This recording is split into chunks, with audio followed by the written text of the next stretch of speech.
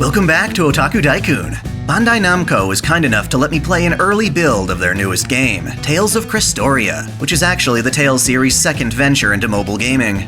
Its official release is coming soon, so I'd like to take the time to offer my views on it, as both a standalone mobile title and as an actual Tales game. Right off the bat, I want to address two massive elephants in the room, that being the new battle system, and this game's status as a free-to-play gacha title.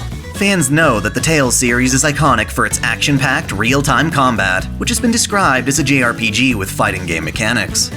In the earlier years of the genre, Tales championed this as a unique feature that set their games apart from more traditional, turn-based outings. Their first mobile game, Tales of the Rays, did its best to incorporate these mechanics on a touchscreen to debatable success. In fact, that game tried in many ways to bring all of the features of a mainline Tales game to mobile. Crestoria, on the other hand, is instead trying to reshape the series as we know it to fit the mold of its more successful competitors. As part of that, the classic battle system has been replaced with a turn-based one. This may prove as a breath of fresh air now as modern JRPGs all strive to be real-time, but it's a surprising move from the series that really built itself on the concept before it became so popular. Honestly, while this new battle system is inferior to the console Tales games, I feel it's reasonable for the platform. All of the flashy skills, attacks, and mystic arts are still there. They've just been dissected and turned into individual nodes to select between on your turn. Combos are still a thing as well. Every turn, each character can select one action, but the game incentivizes you to build up large hit counts before finishing your turn off with a more powerful attack to take advantage of a higher damage percent. Tales games always had elemental affinity, but now that affinity is set to each character and enemy rather than their various attacks, giving you reason to switch up your party. Taking advantage of combos and weaknesses can break your opponents, opening them up to even greater damage. Doing this correctly builds up your character's mystic arts, which can be used on your turn at any time, in addition to their one action per turn, allowing for extended combos. Sadly, there's not much in the way of healing or defense. It's just like its competitors in that regard. You need to stretch your characters out over the course of around 3 waves of enemies per encounter. While it's nowhere nearly as adrenalized as the classic Tales experience, Crestoria does sport some gorgeous visuals for the platform. It looks like the game uses assets from Tales of Berseria, with many of the models, attacks, and animations lifted straight from it. You can see the performance for yourself. I'm running the game on my iPhone SE with the maximum settings, but you can still reduce the quality for smoother performance. It's amazing seeing characters like Velvet on my phone, with older legacy characters remade to match that style. The music is also a treat, as you can no doubt tell from the battle theme playing in the background. That said, the fact that this game features a large cast of legacy characters from the series brings with it one major caveat. To acquire them, you'll need to roll the gacha. Obviously, this game is free to play with in-game purchases, and dozens of other titles on the platform use these exact same mechanics, but it's something to be aware of nonetheless. There are a handful of really great original characters you can acquire automatically through the story, but the temptation to summon for your favorite classic characters is strong. To its benefit, the game lets you start off by picking your favorite character right from the get-go, a feature that better stay in place in the full release. Honestly, my ability to play as Velvet from the get-go makes or breaks the experience for me.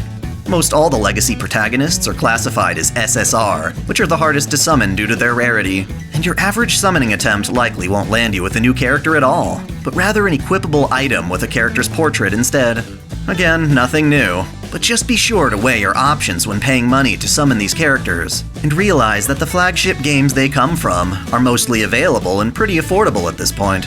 One thing that softens the blow is that the game implements support characters, letting you play most missions while borrowing a friend's character, giving you friend points to spend on summons of their own. So yeah, practically everything I've described can be found in the series' competitors, primarily the big one featured on my channel. To differentiate itself, Tales of Crestoria relies on an intriguing, well-presented, fully voice-acted story. The classic skit formula from previous games is now brought in as the primary presentation for the game's cutscenes. While there are some impressive anime scenes and still CGs for significant events, the majority of the time you'll be looking at 2D portraits. As a mobile game, it's very nice, but it's still a downgrade compared to the console outings. There's no form of exploration, no world to travel, no in-engine cinematics with choreographed fight scenes, and no dynamic camera angles. But again, that feels like a necessary expense for the game to be compatible and accessible. The story itself is accessed in chapters picked from a menu, some including fights, and others just cutscenes. The plot is pretty cool, with your main party consisting of people unfairly branded as sinners by society. By trying to do what they feel is right, our heroes wind up punished, while true villains get away with their crimes. It's definitely rocking that vigilante justice vibe, sticking with the somewhat darker narratives of Berseria and Vesperia. Interestingly enough, the legacy characters, despite having their own stories and usually incorporated as multiverse cameos, are now actually integrated into Crestoria's world. Cress, for instance, runs a dojo in the protagonist's village. Makes me curious how much of their experiences in previous games are relevant in this one. It gives us the chance to see them in a new light, under a new context, which is definitely cooler than just having them arrive as cameos. One thing to note is that, unlike certain mobile games, the characters in Crestoria actually gain experience and level up from traditional battles. To an extent, anyway.